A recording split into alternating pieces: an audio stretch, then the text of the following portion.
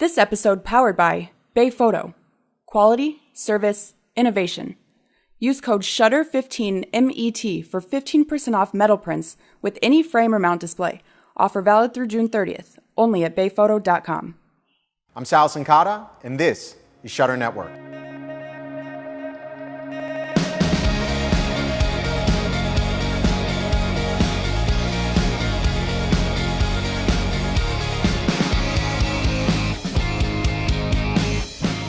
Morning, good afternoon, good evening. No matter where you are in the world, welcome to Shutter Network. We have an amazing episode for you here today, so stay tuned. We've got the co-authors of The Art of Capturing Love. We've got Thea Dodds and Catherine Ham with us today. We are going to talk some amazing stuff. I've been educated this morning, or just over lunch, I should say.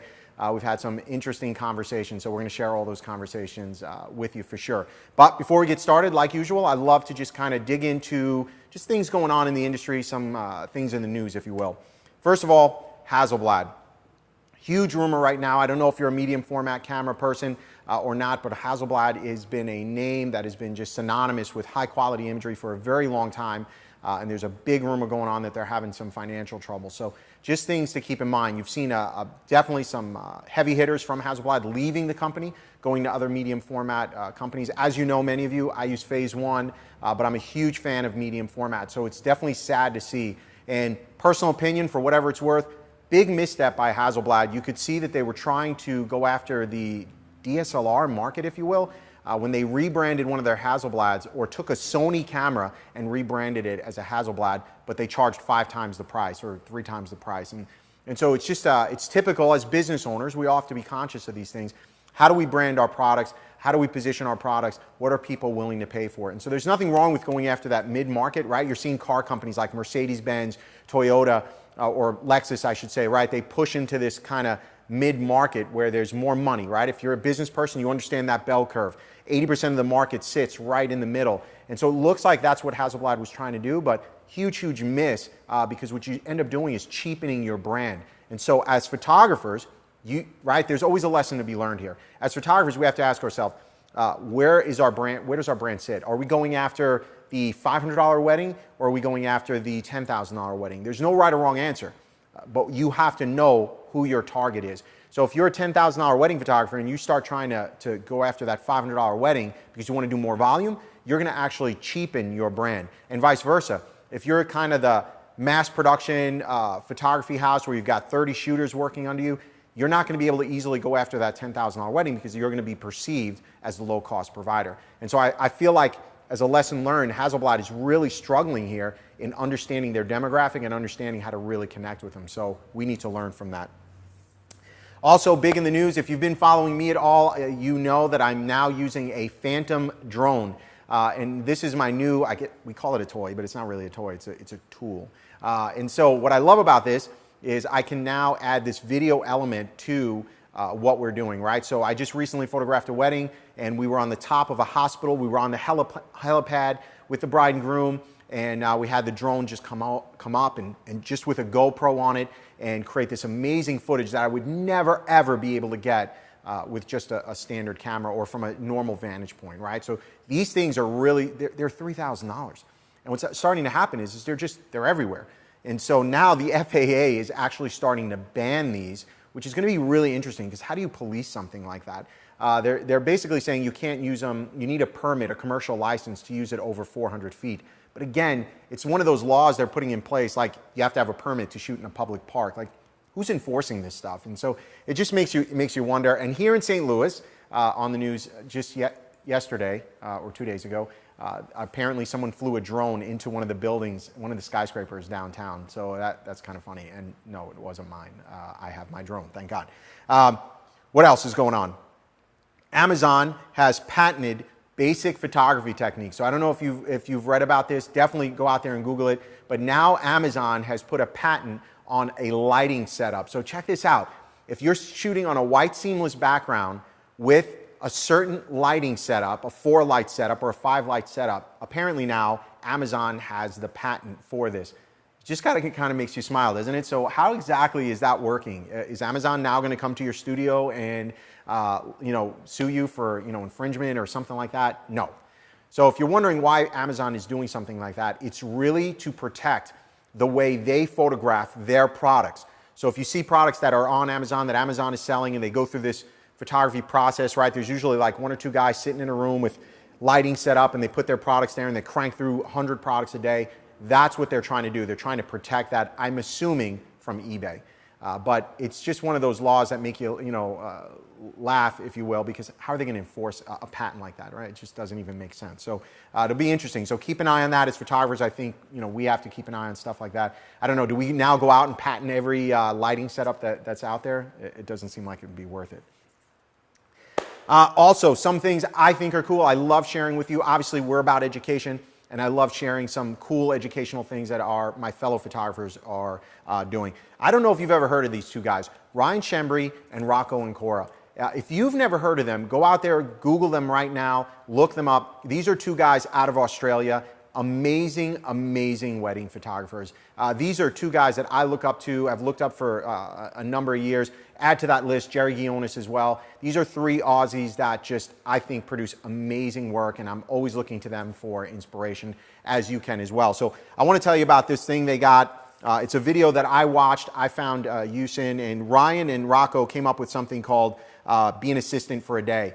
And it's basically a behind-the-scenes video following them around on an actual wedding day. So if you've ever been curious about how do they pose, how do they direct, how do they communicate with their clients, this is a great, great video. Now, I will tell you, it's normally a $200 video, but I haggled for you.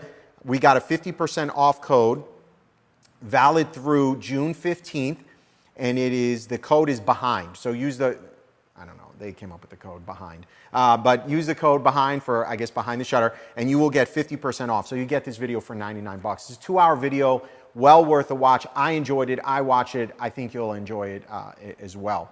All right, so here's what we need to do. Today, it is all about being social, right? Hashtag Shutter Network, and I want you to hashtag Capturing Love today, because we have got the co-authors of the book, The Art of Capturing Love. We've got Thea Dodds and Catherine Ham with us today, and I've thoroughly enjoyed my conversation with them. So obviously, before we go on air, I've been talking to them for a few hours and just having this amazing conversation just about the state of the industry, same-sex weddings, the future, the ignorance behind it, the things people just don't understand, the dumb questions we all want to ask, but we don't know who to ask.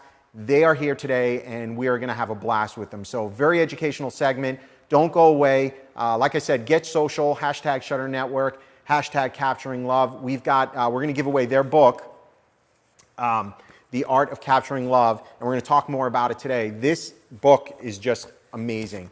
The production value of it is just incredible, right? We all love having something tactile. I know you want to read your Kindle or your iPad, but there's something to be said about having this in your hand and just feeling it. And I don't know, maybe because we're about to take our magazine into print that I'm very sensitive to printing things, but it's an amazing, well-produced book, and there actually is information in there that I think is valuable to us all. So don't go away. We'll be right back.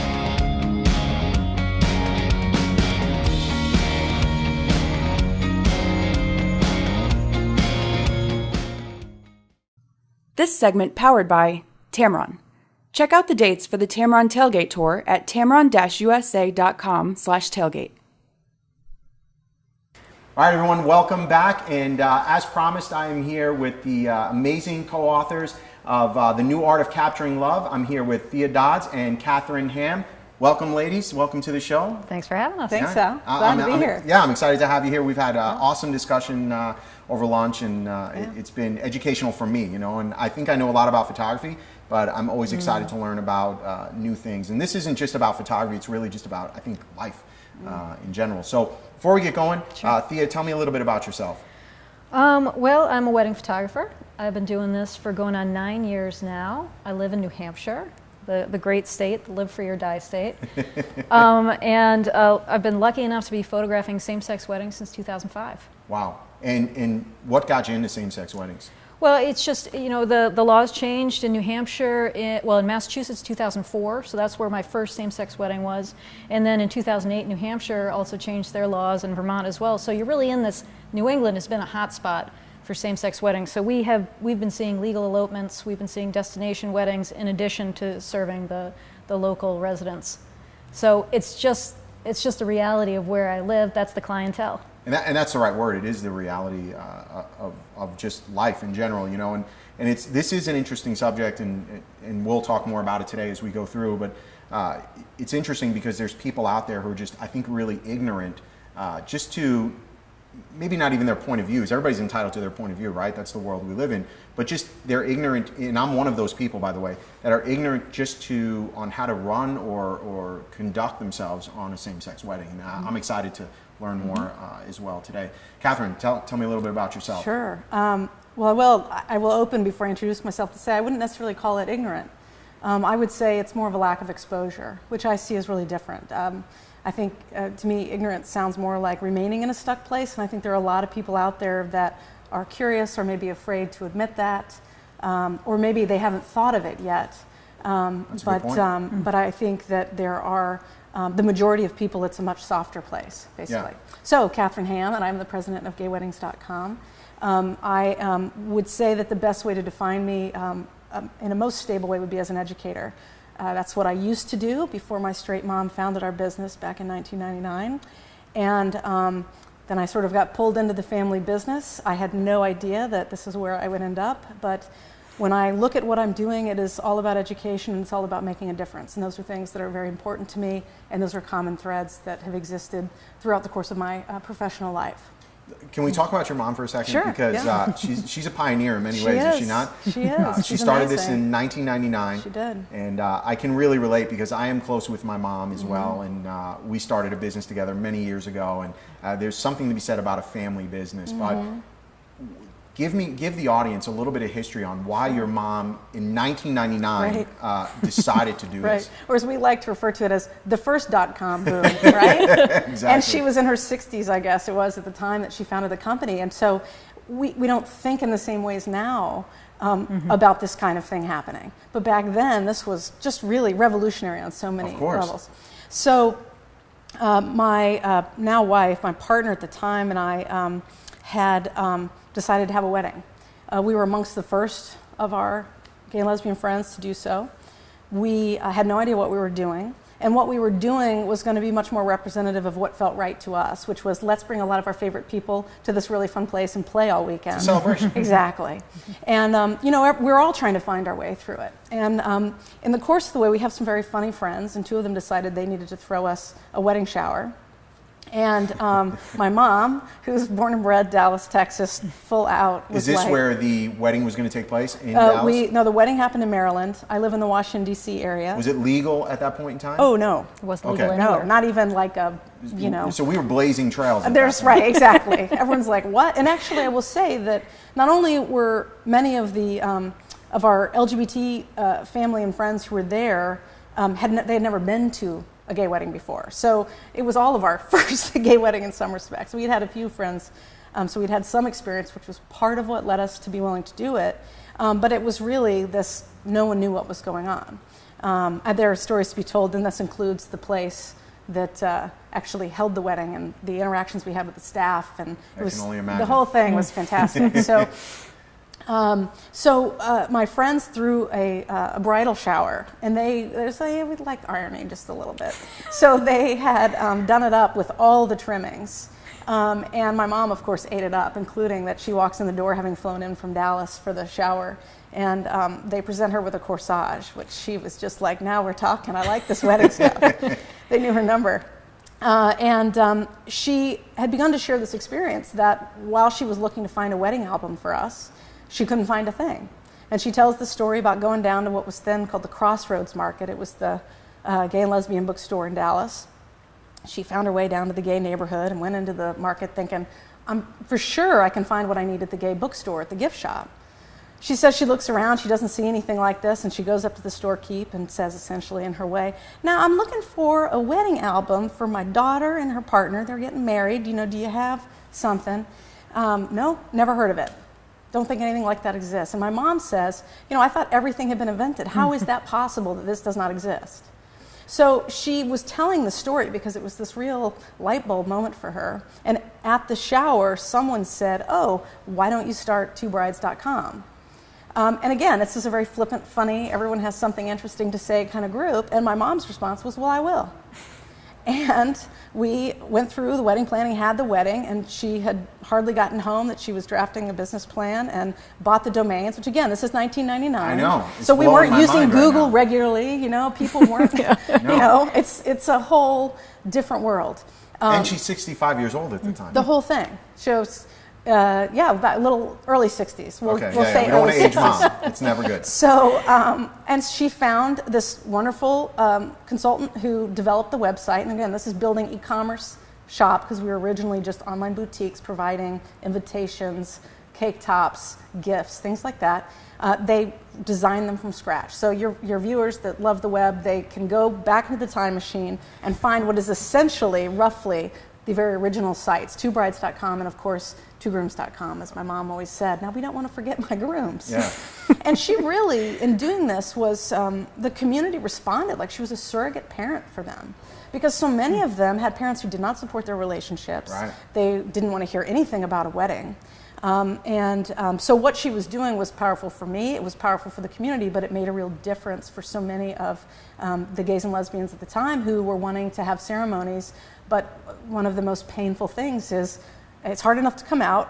You're lucky enough to find someone that you want to spend the rest of your life with, and then you stand the chance, if you haven't already potentially been rejected by a parent, now you're going to tell them that you're going to stand up and proclaim it to the world. And back then, this was a very difficult thing. It still is today in some areas, but Right. certainly back then, a lot more shame, a lot more fear. I mean, my mom talked about telling her friends, oh, my daughter's engaged. And she said I would have this whole conversation, never mentioning gender, until finally I'd realized, all right, I got to fish or cut bait.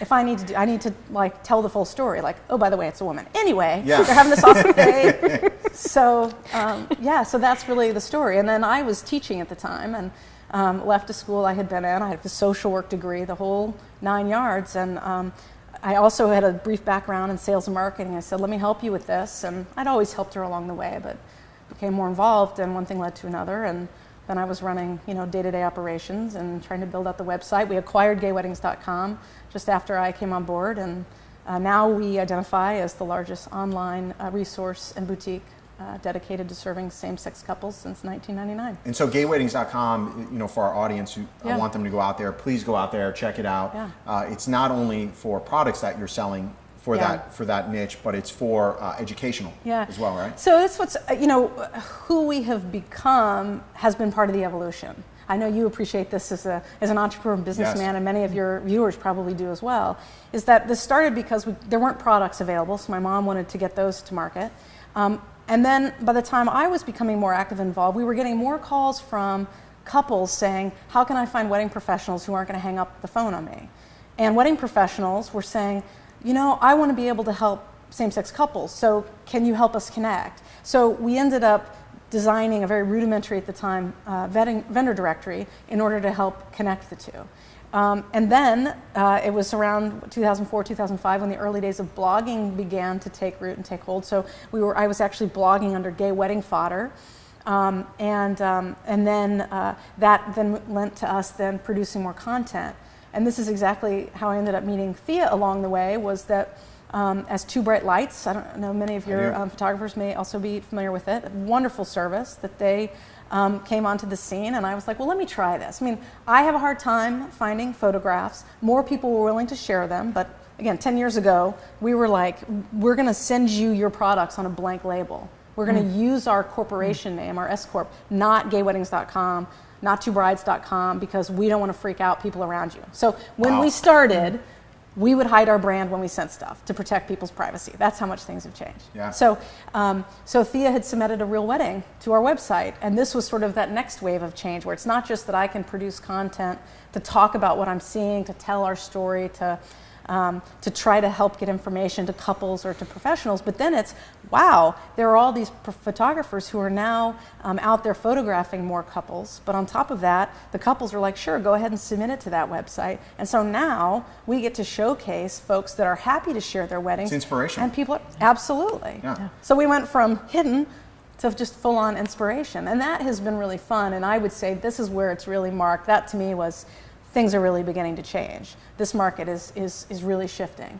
I think it's a huge market, and again, I'm an entrepreneur, right? So sure, there's a part of me that's an opportunist, but I want to photograph people who are getting married. That's kind of my job. That's your job, right? That's how I make my money. I don't want to photograph people who aren't getting married. You know, you look at some parts of the world, and there's like 70% of the population is not married. They don't believe in marriage, whether it's between, you know, guy, girl, two girls, two guys, doesn't matter. They don't believe in marriage. So that would not be a good place to be a wedding photographer. It's not a good business plan. But let's talk about the book, right? The New Art of Capturing Love. Gorgeous book, by the way. Thank you. So. Well produced. The quality's there. I'm in the publishing business, so I can really appreciate this. In what really, obviously the content's there, but what I really love about it is the texture, right? We're artists, we love feeling things. So definitely worth picking this up. And it is in, before we get going into it, but it is in bookstores, right? Yes, Barnes & Noble, nationwide. Amazon. Yep. And we'll throw a link up, and you guys can check it out at Amazon. But why? Why the book? What Right. led to it? Right. Why don't you tell the story? Yeah, Since well- this was your fabulous idea. Well, so I've been photographing gay weddings since 2005, and that very first wedding that I ever photographed, I approached the couple as I would any other couple, right? Who wouldn't? As far as posing Yeah. or communication? One wedding is same as another wedding. A wedding's a wedding. Love Right. is love. Yeah. I was very, I was treating them equal.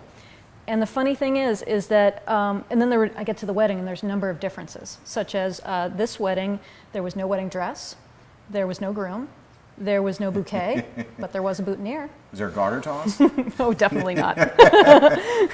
And the biggie was that this couple, when they shared that ceremonial kiss, it was the first time that they had kissed in front of their extended family. Wow. that So had to there be a were a big number moment. of implications, right, that really impacted me. And suddenly I found myself wondering, are they comfortable in front of their parents? How do I pose them? And when I looked at the photos afterwards, I felt like the images looked more like pictures of siblings or friends. I didn't see the intimacy that I found easier to communicate with an opposite sex couple. That's interesting. So that was my first experience, and then years went on where I kind of was just, kept at it. Can I pause you though? Yeah. Because you just said something there, which as an artist, as a photographer, our job is to get to that level of intimacy and showcase it in that moment, Yes. right? I'm curious. You went back, you looked at your work, Yeah. you thought to yourself, man, I just didn't capture it. Right. What was your assessment at that moment in time of why you believed, right, as our Yeah. own worst critic, why do you believe you weren't able to capture that? I think because my only experience photographing two people the same gender was in the case of friends or siblings. The So- only way to get better at anything is to practice. Of course, And I had never practiced photographing a same-sex couple. that's really interesting. I had photographed so many weddings, I thought I can show up and do the same thing and get the same results, and it didn't happen. And by the way, your thought process, I'm going to bet, is not unlike a majority of my audience, and it's like you said in the beginning, they don't really understand. Maybe the wrong word is ignorance, but they don't understand. They're not knowledgeable about it. They don't know what questions to ask. But it's like you said, they have no practice. Where do you go to practice this Hey, stuff? I had great intentions, Yeah. but intentions only get you so far. And all of it, images are language. And we all need to sit down and read our images, and we need to listen to what they're telling us. And that really is part of being an artist, right? Of course. The next work is in the current work. The questions you have looking at your current work leads to your next work. Very true. And so when I saw those photos, and I'm thinking, they're just not quite on the mark. And I didn't know why, and so I just kept at it. I kept, making little changes and stuff. And I sat back thinking, all right, at some point somebody's going to offer a workshop in this. Somebody's going to have a website, a blog, anything. And there was just nothing. And it went on for long enough. And, I'm an entrepreneur. I keep a little list of my great ideas. Oh, she has And, a lot. They're good my ones black, My too. black book, man. I got a black That's book right. of ideas. That's Yeah. right. And I let them sit for long enough because some of them, even good ideas, are a tremendous amount of work. So I let that sit for long enough, and I had met Catherine. She published one of my weddings, and then she actually got me a placement in Newsweek with a same-sex wedding. And so it was just I had the door open. Yeah. I gave her a call and I told her what I was thinking, and she was pretty convincing that we should That's write awesome. this book. Yeah, and this is an awesome project, I think. And again, the knowledge, I think. So in the book, right, you're talking about what? Everything from understanding same-sex weddings to, there's, I think personally as a photographer, there's inspirational photos here. Yeah. And I don't know if that was your intent or not, but to me, I learn through visual, right? I'm as a photographer, so I want to read, I want to understand, but I also want to visualize and figure out how to do this, because it is not easy. I can tell you that. Taylor and I have had the opportunity to photograph a same-sex wedding for friends of ours who were florists, and me and Taylor, I remember, were like, is that okay? Can we do that? What do you do? And so this is really, really interesting. So in the spirit of what you're saying, and this can go to either one of you or both of you, what is the difference between a traditional wedding and a same-sex wedding? And if I can, and we'll lead into that bit, one of the things that was really neat about the creation of this book, and I'll add this because we have a little more time to visit casually about the process, but also because if your followers and the folks watching are entrepreneurs, this is the thing that was really interesting about this, was that Thea and I had this conversation, and then we needed decided essentially as strangers, largely, to go into business together. And how do you make a decision if you decide you want to do something, and who is the right person to work with, and how do you approach that in a really good way? So, I mean, to acknowledge Thea, who is fantastic, as you can tell just hearing her speak, but I couldn't have had the opportunity to work with someone more fun to work with, in that we have a very similar way of working. We were both very clear on what it was. We tried to make sure we had it defined. And that's been really important, and it's something that we have both valued through the process. We were looking probably a little bit for it, but it also is something that's just really evolved in realizing this is really quite lovely. And part of that was when we first met at a Panera Bread in Concord, New Hampshire. I flew up, and then she drove from the rural sticks where she lives, New Hampshire, and Panera it was. We should go there for our anniversary.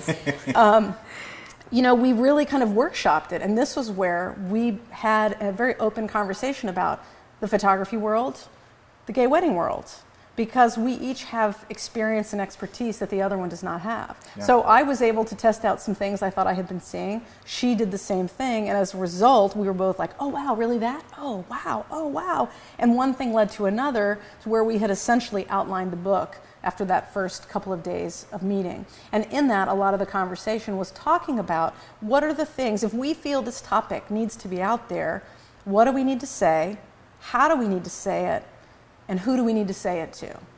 So, I sort of think of this as like that next level. So this is not introductory. I mean, it is actually, and we wrote it in a very accessible, friendly way.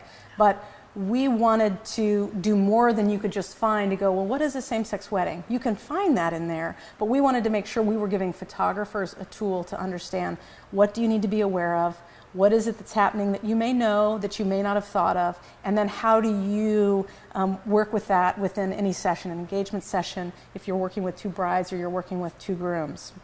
And so in the end, we ended up breaking that down largely into talking about cultural differences and physical differences, and how you have to work through building relationship and trust in order to really be effective.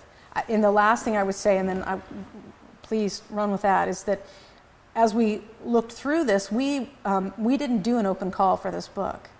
I had photos that had been submitted to me through gayweddings.com, and we scoured the web looking for the very best same-sex wedding photographer we could find. And we chose our large finalists without saying a word to anyone. We got everything queued up, we got the concept down, we got the website up, and then we invited people to join us. Nice. There were a number of reasons for doing that, but what was really cool was we spent time starting with these three criteria.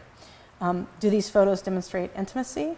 Do they demonstrate believability? And are they authentic? Because for us, this is about authentic love and capturing the couple for who they are. And that should be the goal of any photographer for any wedding, right? There you go. Absolutely. And something we had talked about earlier was, first of all, these weddings are different, right? And I think it was you, Catherine, who had mentioned, you got a little bit of heat because people were like, you just photograph them the same as a traditional wedding. Yeah, we both wedding. get heat for Yes. that. Yeah. That's one of the biggest responses that has surprised us, actually. Yes. Yeah, but ultimately, it's like we were talking earlier, just say no to dumb, right? It's like they're not the same thing, because it's just like, if I went and photographed a Jewish wedding, that's not photographed the same way. If I photographed a Chinese wedding, that's not photographed the same way.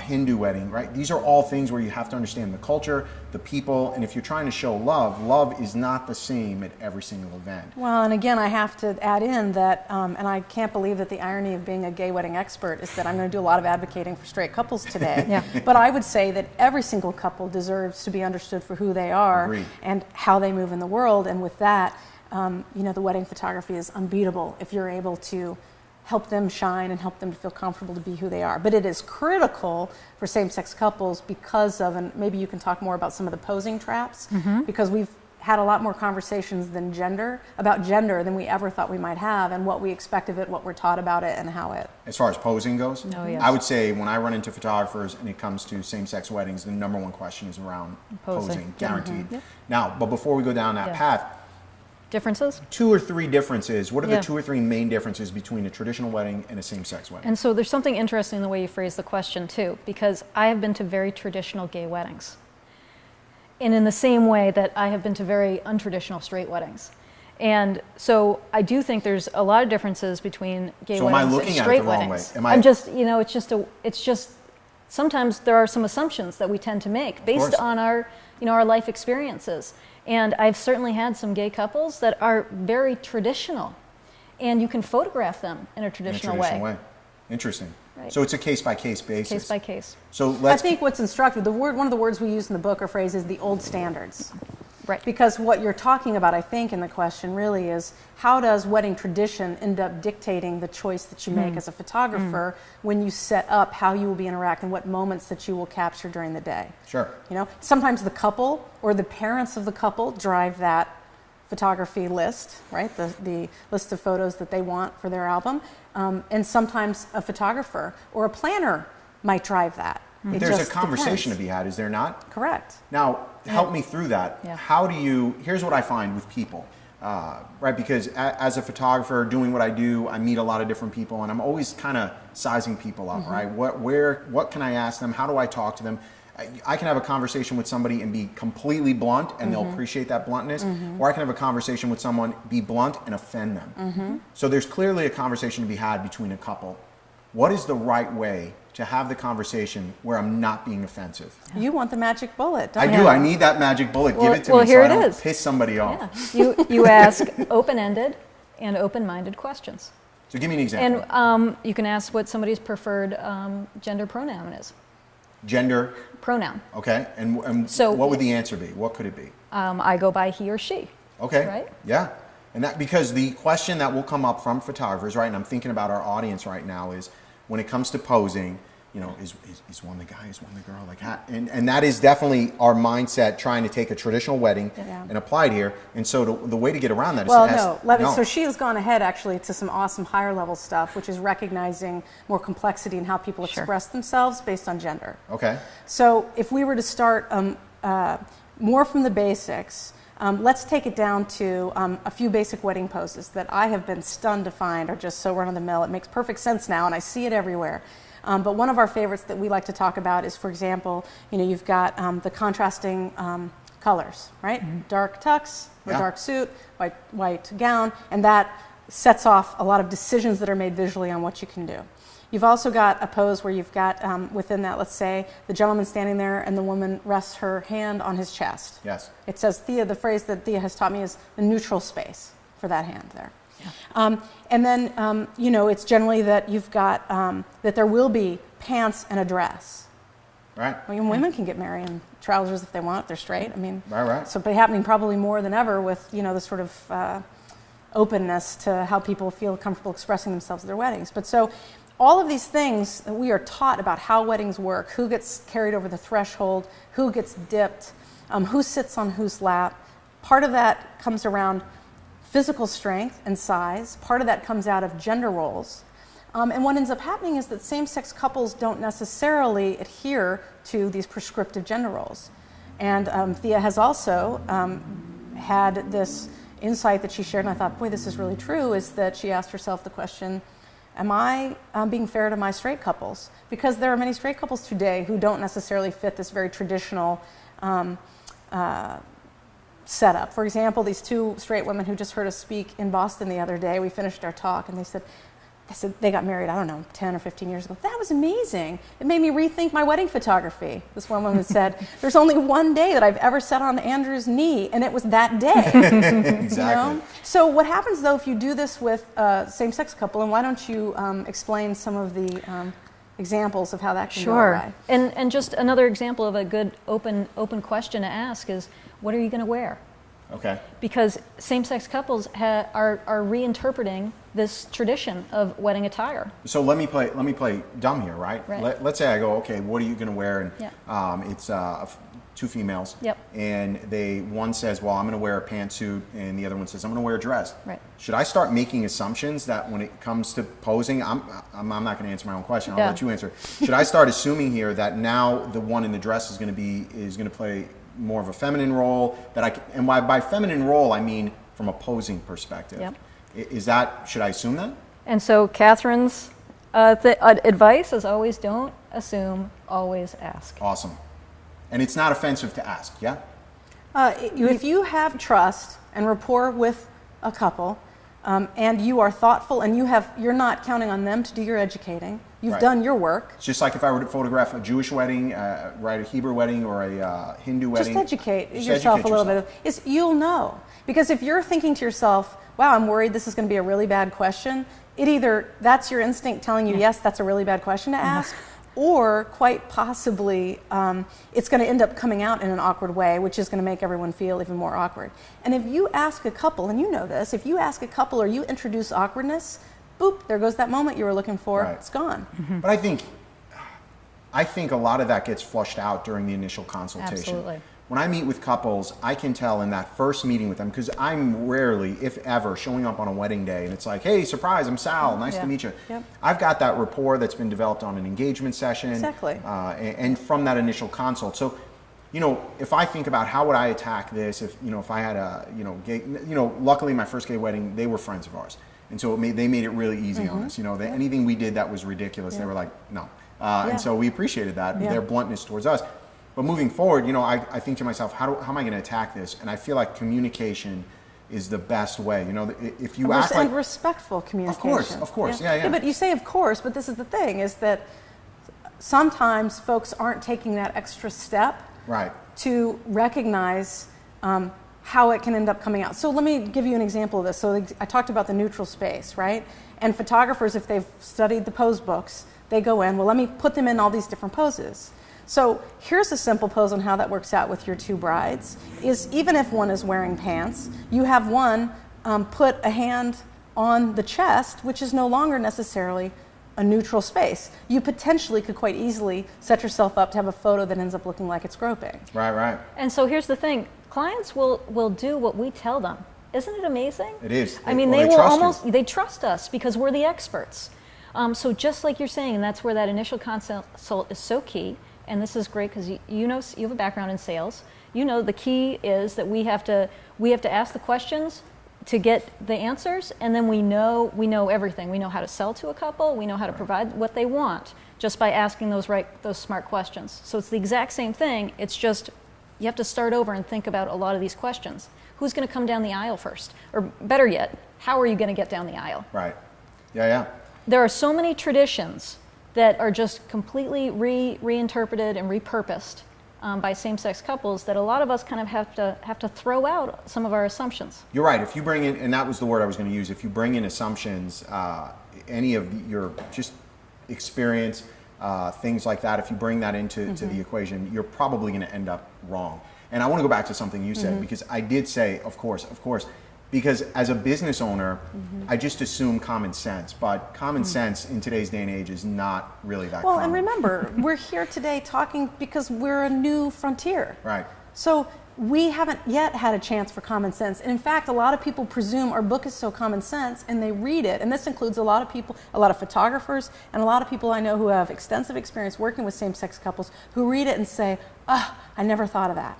Because there is stuff around the entrenchment of gender roles, particularly in wedding photography and wedding tradition, that we don't even realize. And it sets you down a course where, particularly if you're working with a same-sex couple that is just doesn't really ascribe to traditional gender roles, you end up setting yourself up to have them correct you regularly. Right. And that's not a position you No, and want that to be takes in. away from the Yeah, day, exactly. and you're no longer the Correct. trusted advisor. Correct. They don't trust you. Correct. And that's really And I will important. tell you that it's just changing. because competition is more fierce than ever, and that means that folks are more comfortable speaking for what they need. They have more choice. It's not just whoever was willing to take your phone call. Right. But we have traditionally, and this is a gross generalization of the community, but I don't spend a lot of time correcting people or asking for that extra stuff because it's a scary, vulnerable place. Sure. And so a new client in your office may just let something pass, and it may be a small thing. You're looking for a cue to help you inform what you need to do down the road, but they may let it pass because maybe they're older, and this is something that is really uncomfortable and very difficult for them to bring up, to talk about, and they don't want to have to do that. To say that it bothers them. Exactly. Yeah. Well, if you are accustomed to hiding and being invisible, and this is particularly true for gay male couples who face a much harder road because homophobia is so intense for them.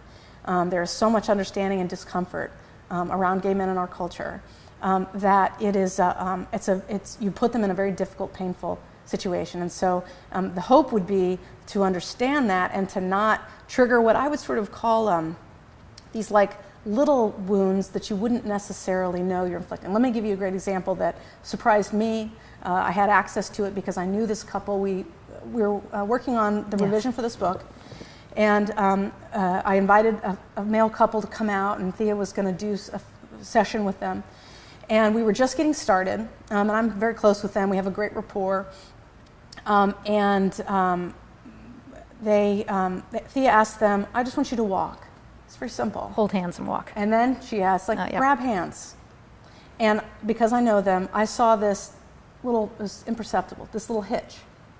They grabbed hands and they kept going. So we got to this little spot where she was sitting them down and switching gears for the next thing she wanted to do. And I said, I have to ask you guys, I noticed when Thea asked you to hold hands, and we were outside in a public area at this hotel we were at, when she asked you to hold hands, you both hesitated. And they were like, absolutely, and they went in and they said, here's this whole thing. One of them was raised by a very conservative family not okay with it. And he's like, number one, my family is not okay, and conservative religiously, is not okay with PDA in general. Sure. But number two, add in the gay thing, forget about it. And it's this running joke between them. For the other one who's accustomed to being out, is more comfortable with it. So they were able to overcome it with this little knowing glance, which is what I picked up, was the hesitance and the it's okay. Yeah. But it goes to show you that interrupted the flow that she was asking of them. And all she said was hold hands. Right. Yeah, and I think we have to be conscious of that as professional photographers. But again, that part, I will say, is not just in gay and lesbian weddings, it is in straight weddings as well. I mean, you'll be surprised, and culturally, by the way. So I've done Jewish weddings where they're not allowed to show a public display of affection before the actual ceremony, right? Yeah. That's taboo, that's bad. So it is interesting. I do want to switch gears here for a second. I want to ask, we've already talked about this, but gay weddings, are they legal everywhere? No. Okay. Take me through a little bit about that, right? So complicated. It's a great question, and it's very important for professionals. And before you answer, that is who you're answering for, right? So if you're out there and you're listening, this is an opportunity for you as a business owner, as a photographer, and it's not something that you have to even want to do. It's something that's happening right before all our eyes. And so the question becomes, are you going to embrace it? And what I'm hoping we can shed some light on is, where is it legal? What does the future look like, even if it's just we're guessing at this point? And what's the opportunity look like? Because I think there's a huge opportunity there. So let's talk about the legality of it. Well, and not that you'll be looking for the magic bullet, the one answer. I will be sending folks to do more research, but let me shed a little light. And in the old days, it used to be I could count in one hand where marriage equality was recognized. It was very simple to keep track of all of it. And now we have 17 states in the District of Columbia where same-sex marriage is recognized. And I like to joke that sort of we knew that things had really changed when nobody was counting DC anymore. It was no longer, in DC, 17 states. So yes, anyone from DC out there, you'll get that joke. You know what it's like. So now those 17 states, the ceremony's legal, right? But there are states where people will just have a ceremony. Oh, sure. So back in 1999, the wedding my partner and I had was not legal. And in the old days, especially in the 90s, when folks were trying to do this, we called them commitment ceremonies. That is a word, a term that we aren't really using in the same ways. Although I know that there are many couples, straight and gay, who are choosing to have commitment ceremonies and not do the legal piece for various reasons.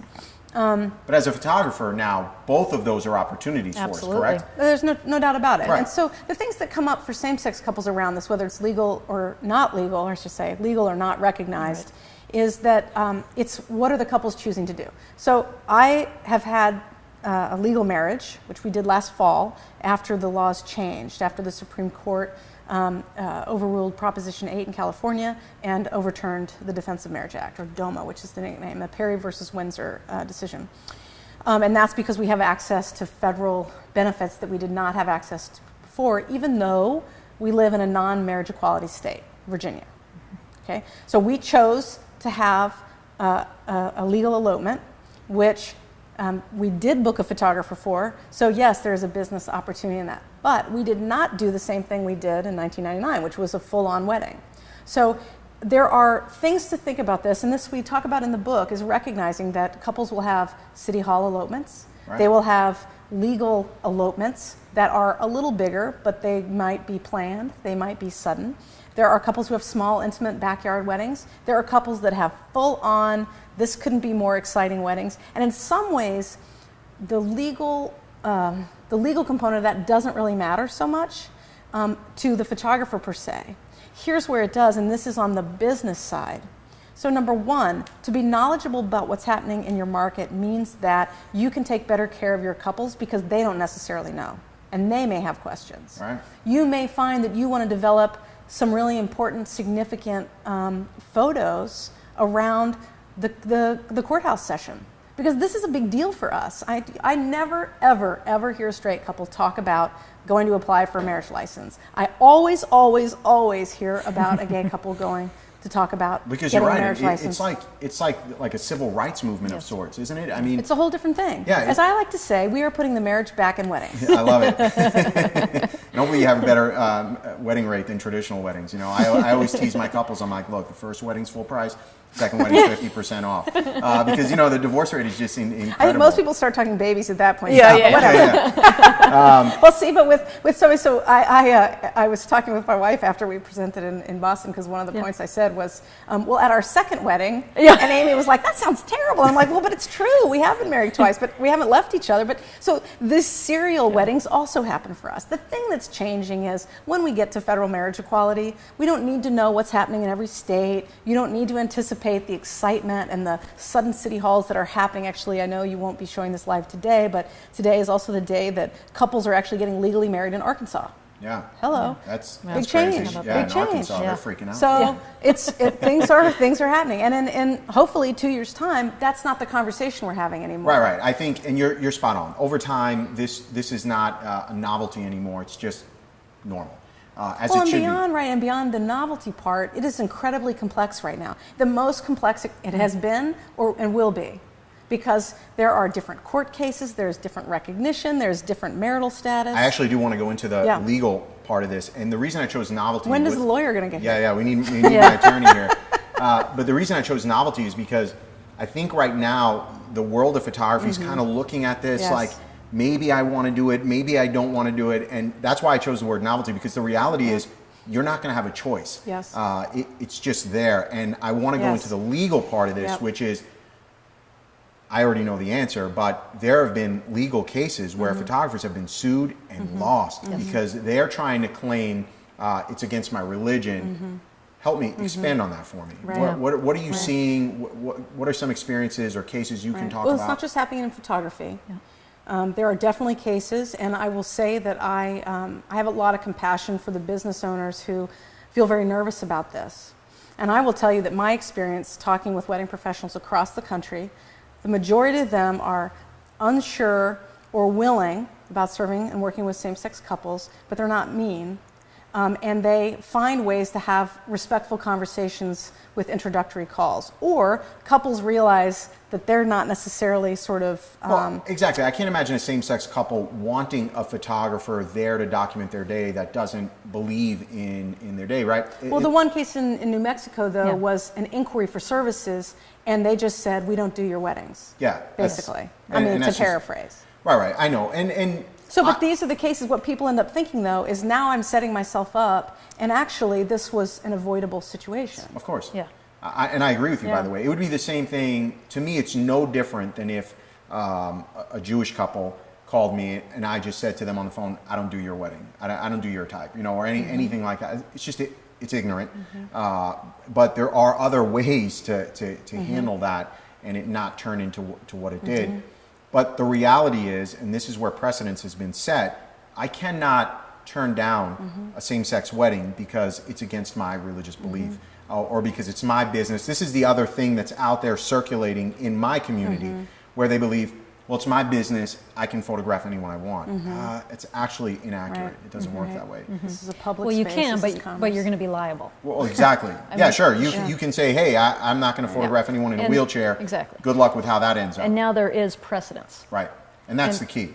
There's precedent. So again, if you're watching out there, you need to educate yourself on this as a business owner, period. Maybe this isn't something you think you want to do or embrace, and that's totally your call. But legally, you can't just turn down a wedding because it's a same-sex wedding. That there is precedence for that, and you will, as a business owner, pay the price for that. But any photographer, we all have clients that aren't the right match for us. Yes. So if you have a client that's not the right match for you, what do? You have to communicate that to them. You could refer them out to somebody you think would be a better match. And like Catherine's saying, you just do this in a respectful way. I think that's There's key. no And reason to be hateful. I think that particular case escalated because it was not done in a respectful way. Yeah, she put it in writing. Yeah. That she did Well, not. and everyone is sensitive right now. We're in a time of change. Some of us do better with change than others, and it can be incredibly complicated, especially if you feel on the spot and that professionally you're going to have to respond in a way that you don't feel prepared to respond. So how big of a market do you think this is? When it comes to same-sex weddings, I'm not looking for a price tag, but as an entrepreneur, if you're talking to entrepreneurs out there, how big of an opportunity do you think this is? Well, there are a lot of it depends about that. I have always said and been concerned by the storyline of gay weddings as a magic cure for the economy. Although this expanding segment came at a very important time as we were struggling in the U.S. economy. But the other thing that is, I think, misleading, and again the market is changing, is we've had pent-up demand. So those of us that had been waiting to get married, we will all be married. And I'm going to be sad. I'm going to miss this. The couples who are my age or older, who've been together for years. I mean, I feel like I want to cry every time I see a couple that's been together for 50 years, and I think, what have you been through? Yeah. Especially these male. I just saw a picture of a male couple that had been together for more than 50 years, and they're just now getting legally married. And I think, and they have survived against, all the odds. Yeah. All the odds if they've been together for 50 years. I can't even imagine. So we will lose some of those stories because what's going to happen is our relationships will take more of what I call sort of the natural progression, which is engagement period, your dating engagement, and then you get married. And we're seeing this already show up. We never had engagement photos, and I get engagement sessions all the time now. So this is this thing, and now we're doing these public proposals, and it's we are beginning to follow more of the rhythm of the mainstream industry. So for photographers, to your point about what does this mean as a business owner, you as photographers stand to make a different margin in servicing a wedding than an officiant might. So I would say the question is, what do you end up billing? What services do you offer? How many more clients make this an appealing market growth for you? So for some, adding 1 or 2 more couples to a portfolio in a year is great. Yeah. It's could be great. Big money.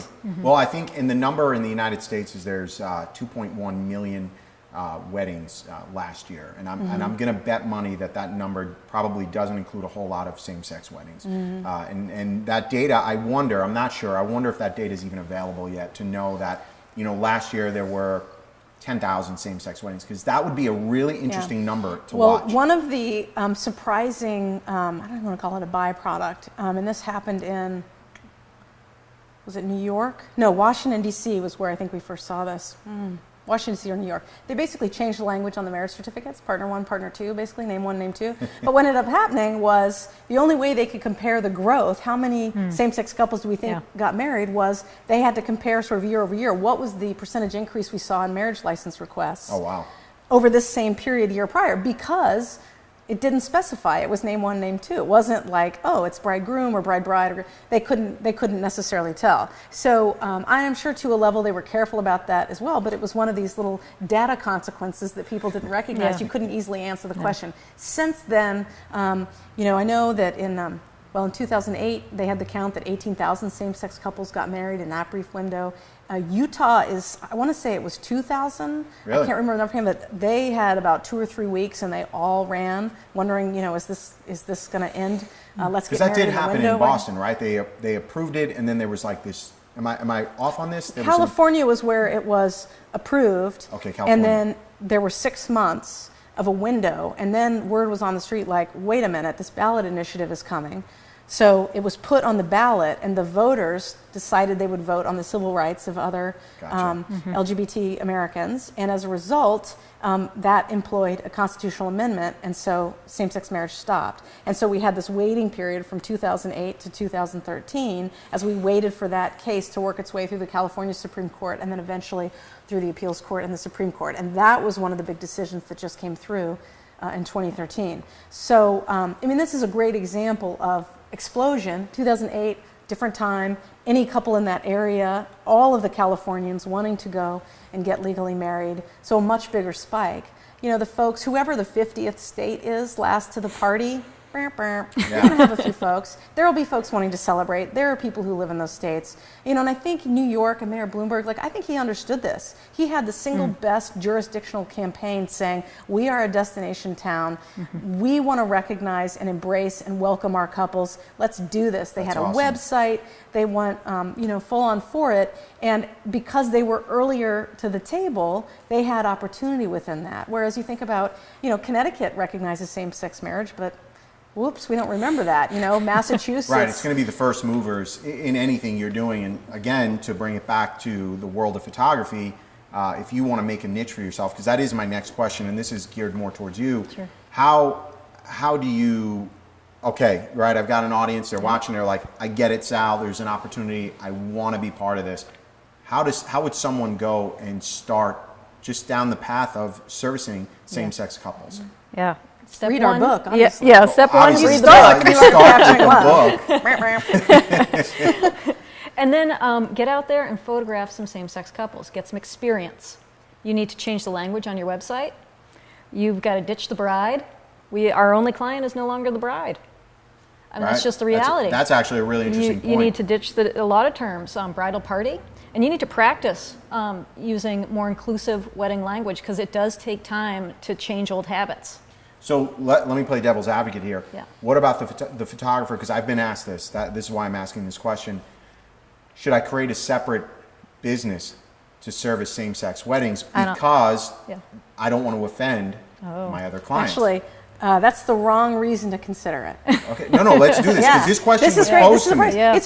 I've gotten this question all the time, and I will tell you my answer has changed as times have changed. Okay, so answer that question. So bottom line is we are moving toward you know, weddings are weddings, marriage is marriage, right? We are all one market, and this is one segment.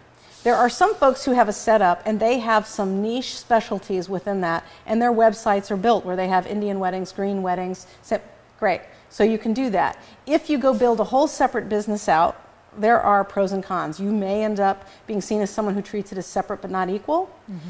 You may also find you have an opportunity to market differently, because you can actually work with the keywords in a way which supports building out exposure in a niche market. That's true too. I will say that the wrong reason is doing it because you're worried to offend other clients, and here's why. When you look at polling, it is insane the numbers and what people think about marriage equality and supporting it. And particularly, who is the wedding market largely? The millennials. What do the millennials say? What is the problem? Exactly. And I will tell you, our greatest allies are our straight allies. And they are the ones who are most vocal about saying, what? I'm not going to hire you because you say you're not gay friendly. Straight couples, because they want to work with photographers, caterers, bakers, venues, you name it, who recognize their gay brothers and sisters who are going to be in the wedding, who want to support their relationships. You're exactly right. The fact that we're having this conversation right now, the fact that, you know, I've got Kristen Corpus in my magazine who writes about this topic, and you guys are coming to Shutterfest, right? So you heard it here. It's on the record. The fact that we're willing to do it versus other conferences it's the same thing. I feel the same way. It's like, this is something I believe in. No, I'm not gay. I'm not getting married to another man, but I still believe in equality. And that's what it ultimately comes down to. So, if I can bring awareness to the subject, that's what I want. And I'm with you on this, Catherine, that I think my potential bride and grooms, they want to work with a photographer who supports their gay brother or gay sister, right? They want that, and they don't want somebody who's going to shun down on them. Right. So, and I would not create a separate website. Right. Well, and so I think it's just, what's your decision making? How do you do it, and why do you do it, and what does that final product look like? I don't even And so understand those the are logic questions. though, right? I'm going off on a rant here. Well, So but I create a separate website, right? What am I going to do at the wedding? Like, hope nobody sees me? I hope no straight people see me? Like it's the most ignorant thing in the world. So, Right. Well, I can tell you though, there are stories out there of people who have lost business. right, So I do believe it that. happens, and if someone, let's say that their margin is one, that losing one big client, because they also do a number of other milestone celebrations for that family, or however the setup is, because business is not as easy to come by, this could be problematic. So I want to say things have changed. Yeah. I respect the fear, and for some professionals, there are some really intensely valid concerns. And so the message that I offer is, number one, the young couples who are looking to get married, they are going to stand by you. But additionally, when we did this survey with WeddingWire, we're industry partners. I do a lot of consulting. I'm an expert for WeddingWire, education expert for them. And we did a survey, and 82% of wedding professionals said they plan on serving same-sex couples. I mean, that's an overwhelming majority. Right. So people are there. So I wrote one article for them where I basically said, look, if you've been waiting for your wingman, he's here. You've got friends who are looking out for you, and it is no longer, those sort of the pioneers have come and gone. So, so you have more friends than you know. You have support. There are people that you can talk this through with, and you have to be thoughtful and respectful in the questions you ask, and you have to know your business, and you need to know your market. True. You are definitely more patient than I am. For me, it's just like, stand for something. And, sometimes I think when I look at my business and my path and my decisions, I've been willing to stand up for just something I believe in, and just moments like this. You guys have been amazing. I want to re-highlight the book before you go. So, The New Art of Capturing Love. It can be Amazon, Barnes & Nobles, and it is definitely the launch point. If you're interested in getting into same-sex weddings, this is in fact the launch point for you to break into that. You've got inspiration in here, you've got education in here, and you two, I'm trying to convince to start doing your own workshops. So you need to write in. If you're interested in same-sex weddings, I'm curious if these two, because I'm trying to twist their arm into doing it, were to have a 1 or 2 day workshop. Is that even something you'd be interested in, where we had two females, 2 males, and we went through posing and we went through just the business of it? I really think you guys could be onto something. So stay tuned, because I know you're trying to get me to do it, and you guys be part of it. So maybe we'll do that. But what I need you to do right now is get social. So I want to know your aha moment, things that just really rang true for you. And the winner will get a copy of The New Art of Capturing Love. We'll get that out to you. But hashtag Shutter Network, hashtag Capturing Love, and go out to Twitter or Facebook, and we'll be there. So stay tuned. Next week, we got another great episode for you. Again, look these guys online. Where can we find more information? Gayweddings.com. Yep. CapturingLoveGuide.com. And CapturingLoveGuide. And if you're looking for a photographer in New England, Yeah. nothing better than Yes, authenticguide.com. Thea, if you're looking for She's a so photographer in modest. New England, she is modest. She was quiet. She doesn't talk, but she's an amazing photographer. We had to pull it out of you, but you did great. So we'll see you guys next week.